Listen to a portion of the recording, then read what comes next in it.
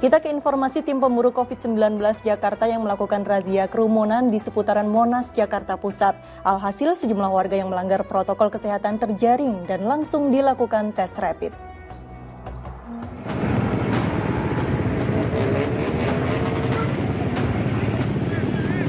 Para pengendara sepeda motor ini kocar-kacir saat tim pemburu COVID-19 Jakarta Pusat melakukan razia di seputaran Monas dan Bundaran Hotel Indonesia tadi malam. Seakan tak takut virus corona, mereka menghabiskan waktu malam minggu dengan berkerumun di trotoar jalan. Petugas kini bertindak tegas dengan mengangkut sepeda motor para pelanggar. Tak hanya itu, mereka juga diwajibkan untuk tes rapid. Bagi yang kedapatan reaktif, petugas akan bawa mereka ke Wisma Atlet untuk pemeriksaan lebih lanjut. Banyak yang kumpul. Kita menjaring 39 orang yang kumpul di beberapa titik, kita kumpulkan sekarang ini untuk kita laksanakan tes rapid. Ya mudah-mudahan tidak ada yang reaktif sehingga bisa dikembalikan, tapi kalau memang ada yang reaktif kita akan lakukan tindakan dengan dinas kesehatan. Razia akan terus dilakukan petugas gabungan demi menekan kasus COVID-19 di Jakarta yang kian hari kian meningkat. Abdul Haris melaporkan dari Jakarta. Sebelum menuju ke tausiah Ustadz Eri, kita saksikan terlebih dahulu berita selanjutnya. Ini ada seorang pengantin pria yang harus berurusan dengan petugas akibat melaksanakan hajatan di tengah pandemi COVID-19 di Bojonegoro, Jawa Timur. Ia juga ditahan akibat menjadi provokator aksi tawuran.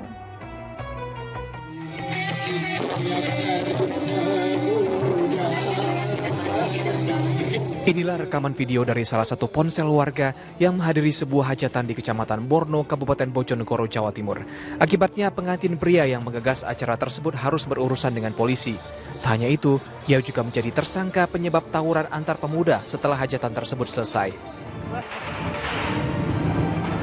Tersangka langsung diamankan petugas Reskrim Polres Bojonegoro dengan barang bukti rekaman video pesta hajatan dan pesan berantai yang ia kirim untuk melakukan aksi tawuran. Saat itu tersangka mengumpulkan massa, menghasut melalui screenshot dari handphone, grup, dan dengan undangan. Di mana tersangka mengadakan hajatan tanpa izin, baik dari pihak kepolisian maupun dari pihak Satgas Covid. Akibat perbuatannya, ia dijerat dengan pasal 160 KUHP dan Undang-Undang Karantina Kesehatan dengan ancaman hukuman 6 tahun penjara. Muhammad Kodim melaporkan dari Bojonegoro, Jawa Timur. Ya, astagfirullahalazim. Harapannya bisa menjalani hari bahagia, namun mempelai prianya malah menjadi tersangka karena melakukan tindak kriminal. Tak bosan-bosan aparat gabungan dan Satgas COVID-19 mengimbau dan mengingatkan masyarakat untuk mematuhi protokol kesehatan. Nah, kalau Ustadz Erik ini sebagai bagian dari Satgas COVID-19 pernah mengalami kendala dalam mengimbau jemaah atau masyarakat terkait penerapan protokol kesehatan, Ustadz? Ya, memang kita ini permasalahannya masyarakat sekarang sudah mulai lalai di dalam bagaimana menjalankan protokol COVID di dalam keseharian.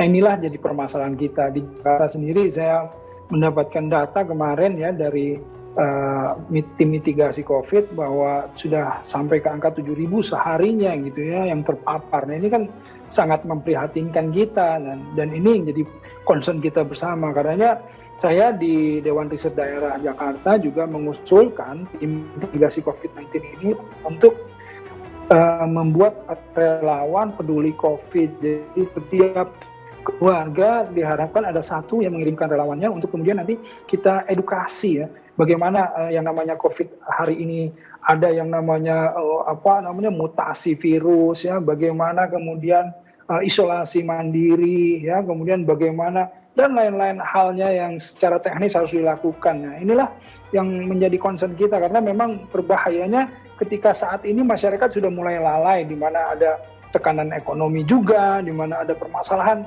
yang sangat kompleks yang tetapi memang pandemi COVID ini belum selesai. Dan inilah kita harus waspada dan selalu mengingatkan. Insya Allah ya, selain tugas berat dari Satgas COVID-19, sebaiknya masyarakat juga sudah mulai sadar diri terkait bahayanya COVID-19 karena bisa membahayakan diri sendiri ataupun orang-orang di sekitar kita. Na'udzubillahi min dzalik. Semoga kita semua dalam keadaan sehat walafiat selalu.